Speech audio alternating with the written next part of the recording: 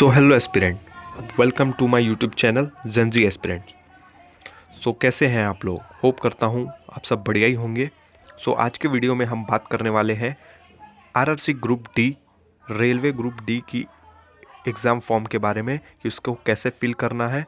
ये जो रेलवे ने 32,000 के अप्रॉक्स 32,000 अप्रॉक्स जो वैकेंसी आई है रेलवे ग्रुप डी में, उसकी फॉर्म कैसे अप्लाई करना है वो आज की वीडियो में हम जानने वाले हैं। तो चलिए शुरू करते हैं। उससे पहले हम ये जान लेते हैं कि इसकी जो एप्लीकेशन डेट्स क्या हैं वो। जैसे कि ये एप्लीकेशन जो स्टार्ट हो रही हैं वो 23 से हो रही हैं, 23 जनवरी 2025 से लेकर 22 फरवरी 2025 तक ये आप फॉर्म फिल कर सकते हैं। और इसकी फ़ीस की जो लास्ट डेट है वो 23 फ़रवरी टू 24 फरवरी है। अगर आपकी इस फॉर्म फिलअप में कोई भी मिस्टेक हो जाती है या फिर आपको फॉर्म मॉडिफाई करना है, जोन चेंज करना है या फिर कोई भी मिस्टेक सुधारनी है, तो आप 25 फरवरी से लेके 6 मार्च तक आप इसमें मॉडिफाई कर सकते हैं। तो चलिए शुरू करते हैं इस फॉर्म को कैसे फिलअप करें। सबसे पहले आपको आरआरबी अप्लाई के वेबसाइट पे आ जानी है, जो कि रेलवे की ऑफिशियल वेबसाइट है। यहाँ पे आने के बाद आपको यहाँ अप्लाई के ऑप्शन पे क्लिक करना है। अगर आपके पास ऑलरेडी अकाउंट है तो आप ऑलरेडी हैव एन अकाउंट पे क्लिक करना है। अगर आपने 2024 की कोई भी वैकेंसी में फॉर्म फिलअप किया है तो आपका अकाउंट तो ऑलरेडी बना ही होगा, सो आपको न्यू अकाउंट बनाने की कोई ज़रूरत नहीं है। तो आपको ऑलरेडी हैव एन अकाउंट पे क्लिक करना है और वहाँ पे जाके आपको अपना मोबाइल नंबर एंड पासवर्ड डाल के एंड देन फिर आई एम नॉट रोबोट पे क्लिक करके यहाँ पे लॉगिन कर लेना है। अगर आप फर्स्ट टाइम अप्लाई कर रहे हैं या फिर आपको अगर आपका अकाउंट पहले से नहीं बना हुआ है, आपको न्यू अकाउंट बनाना है, तो यहाँ पे क्रिएट एन अकाउंट पे आपको क्लिक करना है। क्रिएट एन अकाउंट पे क्लिक करने के बाद आपको ऐसा एक मैसेज आएगा कि candidates who have already created an account for any CEN issued by RRB in 2024 are not required to register again. मैंने आपको पहले ही कहा था कि अगर आपने कोई भी फॉर्म अप्लाई किया है 2024 में, सो आपको न्यू बनाने की ज़रूरत नहीं है। सो जो फर्स्ट टाइम अप्लाई कर रहे हैं वो यहाँ पे ओके क्लिक कर देंगे एंड देन फिर यहाँ पे अपना नेशनलिटी, जैसे कि इंडिया, आप इंडियन है तो यहाँ पे इंडिया सिलेक्ट करना है। फिर यहाँ पे आपको अपना फुल नेम टाइप कर देना है as per 10th class marksheet के हिसाब से। जैसा आपकी 10th क्लास मार्कशीट में आपका नेम है सेम टू सेम वैसा ही आपका यहाँ फुल नेम लिख देना है। फिर यहाँ पे आपको रीटाइप कर लेना है वही सेम टू सेम नेम। अगर आपने अपना कभी नेम चेंज किया है तो यहाँ पे येस करें, अगर नहीं किया है तो यहाँ पे नो पे क्लिक करें। फिर आपका यहाँ पे डेट ऑफ बर्थ टाइप करना है, जैसा कि आपका मैट्रिकुलेशन सर्टिफिकेट यानी 10th की सर्टिफिकेट में है या फिर मार्कशीट में जो आपका डेट ऑफ बर्थ है वहाँ पे ये सिलेक्ट करना है और यहाँ पे उसको वही डेट ऑफ बर्थ को रीटाइप करना है ताकि आपसे कोई मिस्टेक ना हो। फिर यहाँ पे आपको अपना जेंडर सिलेक्ट करना है और यहाँ पे रीसेलेक्ट करना है।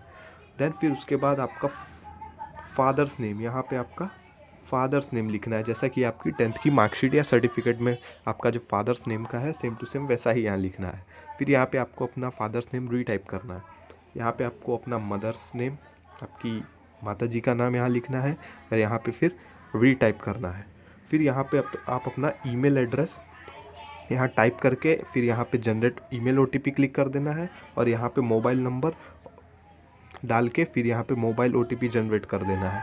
दोनों ही कंपलसरी है, आपको अपना ईमेल और मोबाइल नंबर दोनों ही डालना पड़ेगा। फिर उसका OTP जो आएगा वो OTP यहाँ पे टाइप करके फिर आपको यहाँ पे OTP डालने के बाद फिर आपको यहाँ टिक करना है और फिर जो आप अपना पासवर्ड रखना चाहते हैं आपको यहाँ पे अपना पासवर्ड क्रिएट कर देना है और यहाँ पे रीटाइप कर देना है, अपना पासवर्ड जो है कंफर्म कर लेना है।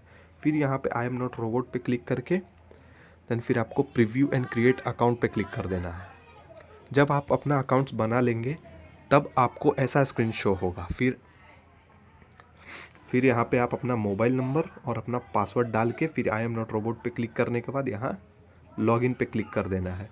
फिर लॉगिन पे क्लिक करने के बाद जब आपका अकाउंट लॉगिन हो जाता है तब आपको ऐसा इंटरफेस शो होगा।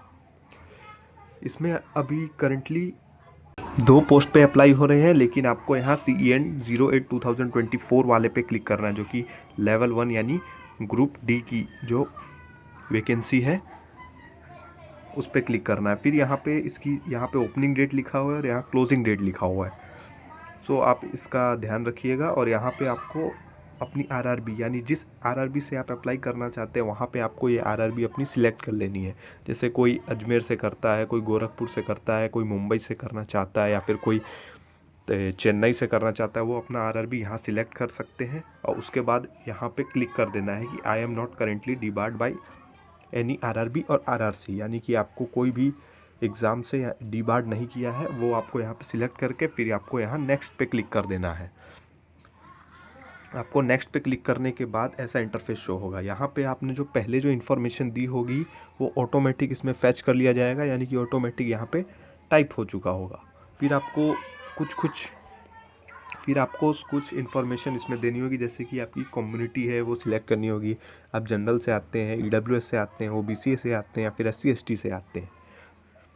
आप अगर रिजर्व कैटेगरी से हैं तो आपको उम्र में छूट मिलेगी, फिर आपको रिजर्वेशन में भी मिलेगा, और साथ में आपको फीस में भी कंसेशन मिलेगा। फिर यहाँ पे आपको अपनी कम्युनिटी सिलेक्ट करनी है, फिर यहाँ पे आपको अपना प्रेजेंट एड्रेस का स्टेट सिलेक्ट करना है, देन फिर डिस्ट्रिक्ट, कौन सी डिस्ट्रिक्ट में आप अभी प्रेजेंट रह रहे हैं वो सिलेक्ट करना है, और यहाँ पे आपका फुल एड्रेस टाइप कर देना है। फुल एड्रेस टाइप करने के बाद यहाँ पे आपका नियरेस्ट सिटी या फिर जो टाउन आपका जो लगता है नियरेस्ट जो हो, अगर आप टाउन में रहते हैं तो आप अपना टाउन का नाम लिख सकते हैं। अगर आप गांव एरिया यानी विलेज एरिया में रहते हैं तो आपका अपना नियरेस्ट जो टाउन या सिटी है वो यहाँ पे टाइप कर देना है, और फिर यहाँ पे आपका पिन कोड लिख देना है। पिन कोड टाइप करने के बाद अगर आपका प्रेजेंट एड्रेस और परमानेंट एड्रेस सेम है तो आपको यहाँ पे क्लिक कर देना है। देन फिर यहाँ जो आपने प्रेजेंट एड्रेस में जो टिक किया होगा वही आपका परमानेंट एड्रेस में ऑटोमेटिक फिलअप हो जाएगा। देन फिर उसके बाद आपको जो है अपनी, अगर आप कोई कैटेगरी से बिलोंग करते हैं तो यहाँ पे आपको अपनी कम्युनिटी सिलेक्ट करने के बाद यहाँ पे कौन सी कास्ट है उसका नेम लिख देना है। यहाँ पे सबका जो भी कम्युनिटी का जो सर्टिफिकेट है यानी कास्ट सर्टिफिकेट है उसका नंबर लिखना है यहाँ पे। दैन फिर उसके बाद किसने इशू किया है यानी कौन सी अथॉरिटी ने इसे इशू किया है यहाँ पे सिलेक्ट कर लेना है। उसके बाद जो है आपका सर्टिफिकेट जो है कब इशू हुआ उसकी डेट, मंथ और ईयर यहाँ पे टाइप कर देनी है। उसके बाद अगर आपको ट्रैवल पास चाहिए यानी कि जब इसकी एग्ज़ाम होगी तो आपको फ्री में ट्रैवल पास मिलेगा। ये सिर्फ रिजर्व कैटेगरी लोगों के लिए है, यानी कि SC ST कैटेगरी में जो आते हैं उनके लिए है। अगर आपको ट्रैवल पास चाहिए तो यहाँ पे यस सिलेक्ट कर लिए या फिर यहाँ पे नो सिलेक्ट कर लीजिए।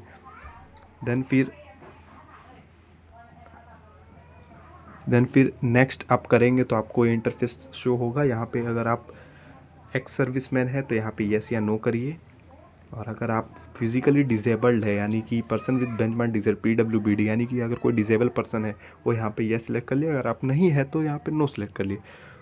उसके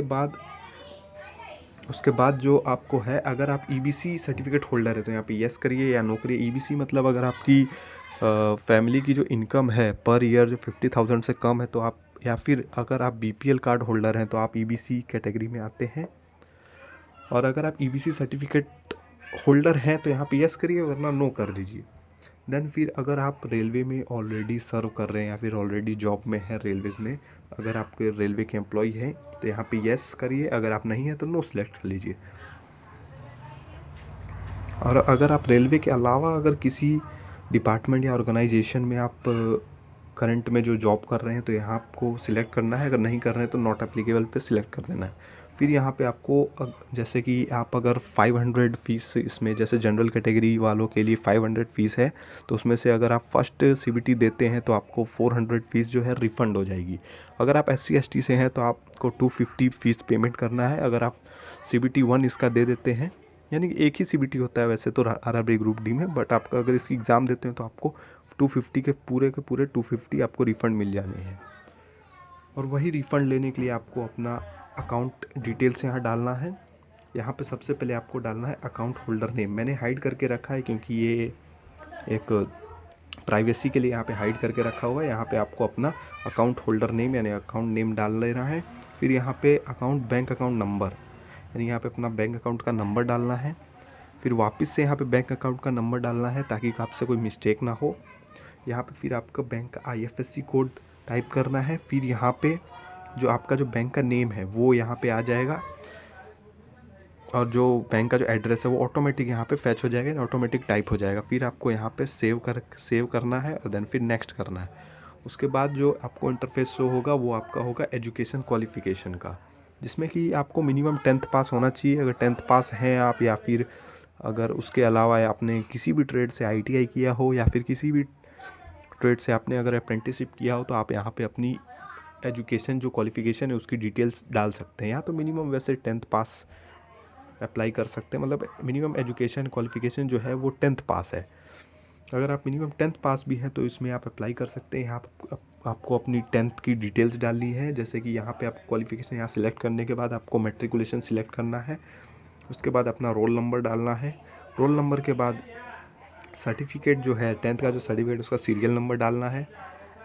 दैन फिर कौन सी स्टेट से किए हैं वो डालना है, कौन सी डिस्ट्रिक्ट से हैं वो डालना है, आपको कौन से इंस्टीट्यूट या फिर बोर्ड लगता है, जैसे कि अगर कोई दिल्ली से है तो उसका CBSE बोर्ड लगता है, अगर कोई स्टेट बोर्ड है तो वहाँ पे अपना आपको यहाँ पे अपना स्टेट बोर्ड से किया है तो अपने स्टेट बोर्ड डाल देना है। फिर आपने कब पास किया है यहाँ पे डेट ऑफ पासिंग टाइप करना है, और कितने % आए थे वो यहाँ पे टाइप करना है। उसके बाद यहाँ पे ऐड पे क्लिक करने के बाद जब यहाँ पे ऐड हो जाएगा तो आपको ऐसा शो होगा। देन फिर उसके बाद यहाँ पे नेक्स्ट पे क्लिक करना है। नेक्स्ट पे क्लिक करने के बाद फिर आपका जो आता है फ़ोटोग्राफ अपलोड करना है। फ़ोटोग्राफ अपलोड करने के लिए सबसे पहले आपको यहाँ पे इंस्ट्रक्शन पढ़ लेने हैं, जैसे कि पासपोर्ट साइज जो फ़ोटोग्राफ अपलोड करने हैं वो वाइट बैकग्राउंड के साथ होना चाहिए और नॉट लेस देन 6 मंथ होने चाहिए। और जो उसका जो साइज़ होता है वो 35 mm × 45 mm होना चाहिए, या फिर 320 पिक्सल या फिर 2 × 240 पिक्सल होना चाहिए, और ये JPEG फॉर्मेट में होना चाहिए। और इस इमेज की जो साइज़ है, यानी पासपोर्ट जो फ़ोटो आप अपलोड करेंगे उसकी जो साइज़ है वो 50 KB to 100 KB होनी चाहिए, और 50 to 100 KB होने चाहिए। आप कोई भी टाइप की कैप लगाया हो या फिर चश्मा लगा हो, ये नहीं लगा होना चाहिए। आपको अपना क्लीन वाइट बैकग्राउंड के साथ 50 to 100 KB के बीच में आपको अपना पासपोर्ट साइज़ फ़ोटो अपलोड करना है। अपलोड करने के लिए आपको यहाँ पे ब्राउज़ पे क्लिक करना है। ब्राउज़ पे क्लिक करने के बाद आपको अपना पासपोर्ट साइज़ फ़ोटो सिलेक्ट कर लेना है आपको अपने फ़ोल्डर से। फिर वहाँ पे यहाँ पे आपका फ़ोटो शो हो जाएगा। देन फिर उसके बाद आता है आपको सिग्नेचर अपलोड करना है। सिग्नेचर अपलोड करने के लिए आपको वाइट पेपर पे ब्लैक पेन से या फिर ब्लू पेन से आपको सिग्नेचर करके उसका फ़ोटो खींच लेना है, और फ़ोटो खींचने के बाद उसको 30 KB to 50 KB के बीच में उसको रिसाइज कर लेना है, और वो JPEG फॉर्मेट में होना चाहिए। देन फिर उसके बाद यहीं ब्राउज़ पे क्लिक करके आपको सिग्नेचर भी अपलोड कर देना है। दोनों फ़ोटो और सिग्नेचर अपलोड करने के बाद जब आप नेक्स्ट करेंगे तो उसके बाद आपका जो होगा वो आएगा प्रेफरेंस एंड प्रीव्यू का फॉर्म। तो आपने जो भी RRB सिलेक्ट की होगी वहाँ पे शो हो जाएगा, आपने कौन से RRB से फॉर्म किया है यहाँ पे शो हो जाएगा। देन फिर उसके बाद जो है आपको अपने RRB में जितनी भी पोस्ट होंगी, टोटल 14 पोस्ट आउट हुए हैं ग्रुप D में। 14 पोस्ट में से जो जो पोस्ट होंगी आपके पास वो यहाँ पे शो हो जाएंगी। आपको ये जो प्लस का आइकन है, यहाँ प्लस के आइकन करके फिर आपका यहाँ पे जो आपका पोस्ट प्रेफरेंस है वो आ जाएगा। फिर सारे पोस्ट सिलेक्ट करने के बाद आप अपना यहाँ पे अपना पोस्ट प्रेफरेंस देख सकते हैं। मैंने तो ये प्रेफरेंस रखा है, आप अपने हिसाब से जो पोस्ट आपको अच्छी लगती हो वो पोस्ट यहाँ पे आप सिलेक्ट कर सकते हैं।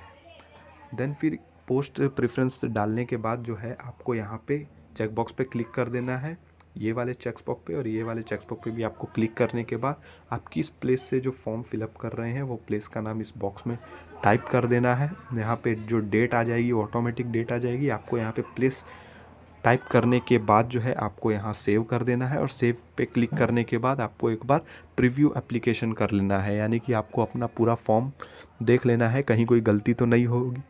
क्योंकि कोई भी अगर गलती होती है तो फिर आपको मॉडिफिकेशन में टाइम मिलेगा, तो वापस से आप अपना जो गलती है वो सुधार सकते हैं, बट ना ही हो तो अच्छा है।